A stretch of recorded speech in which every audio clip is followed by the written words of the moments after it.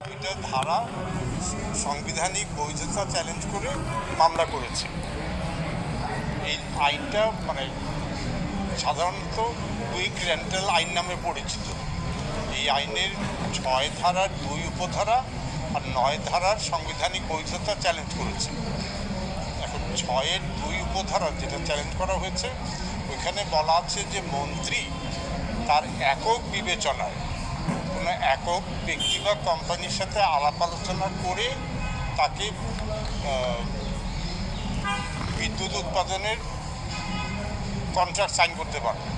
অর্থাৎ যেখানে সরকারের যত ক্রয় একটা প্রক্রিয়ার মধ্যে দিয়ে হয়, একটা টেন্ডারিং প্রসেস যেটাকে আমরা বলি, একটা প্রক্রিয়ার মধ্যে দিয়ে হয়, কিন্তু এই বিদ্যুৎ কেন্দ্রগুলি মন্ত্রীর একক বিবেচনায় সে যাকে ইচ্ছা তাকে যত টাকা ইচ্ছা তত টাকায় চুক্তি করার ক্ষমতা দেওয়া হয়েছে, যেটা অবশ্যই